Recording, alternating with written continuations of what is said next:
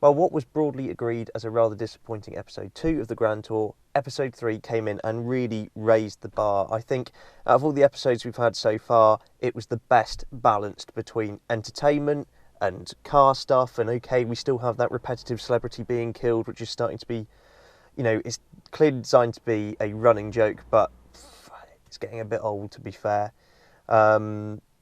That said, there's so many more positives to this episode than what there have been in the past. I thought episode 1 really stamped itself as a car show, really, really impressive. But then some people were like, well, I don't just watch it for cars, I watch it for those three. Episode 2 flipped that on its head, and there was not very much car stuff, and it was sort of about those three messing around, and it was very scripted and quite contrived. Generally speaking, if you look in the comments of the previous video, people really didn't like that. This episode, there were still some scripted elements, clearly, with the whole donuts, with Richard Hammond's car. But generally speaking, the notion of doing a grand tour was very sort of reminiscent of Top Gear. And you can see there was good camaraderie between the three of them. Again, some of it scripted, but it felt more natural. And I really, really enjoyed it.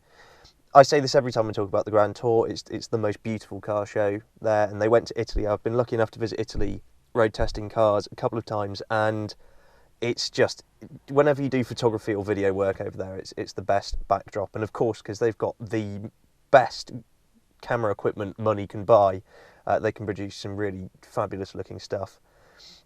The cars were great as well. You had Richard Hammond's Dodge Hellcat, which, particularly for American viewers, that's something of a bit of a hero car out there at the moment. Then, of course, you had James May's Rolls-Royce Dawn, which we were at the unveiling of, I think it was last year. Really beautiful, exquisite car. As James May said, no one makes a car like Rolls-Royce. Unique experience. And, of course, you had the gorgeous Aston Martin DB11. Yeah, it's a fantastic looking car, and the DB9 was sort of big shoes to fill. Here's the DB11, and it makes a statement. Aston Martin do make some of the most beautiful cars on earth. We got up close and personal with that car earlier on in the year. Go and check that video out, because I disagree with something that Jeremy said about the interior. Now, I must say that press car that he had, the interior, split opinion, but I think that car's very dependent upon specification, and that's colour too. I think in some colours it looks amazing. I think in other colours it doesn't look. I think the design work sort of clashes. And that's the same with the interior. The sort of granite style door lining is optional, and you can have that to just about any material. The car we had a look at, the interior was absolutely sublime. This sort of beautiful cream leather theme to it.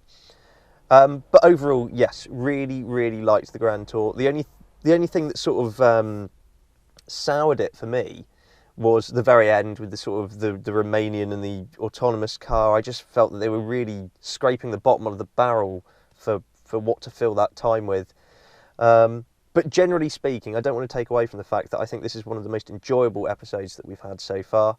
And I hope the show has now found this balance. It's found its feet after 3 episodes, and roll on the next ones. I'll certainly be watching next week, and I hope for more of the same. Let us know what you think in the comments below, because, of course, it's what people think of the show that will make or break it. So, yeah, episode 3, definitely more enjoyable than the second episode. Thanks very much for watching, and let us know what you think in the comments below. Please subscribe for all of the latest and greatest cars to hit the road. For breaking news and written reviews, visit www.insidelane.co.uk.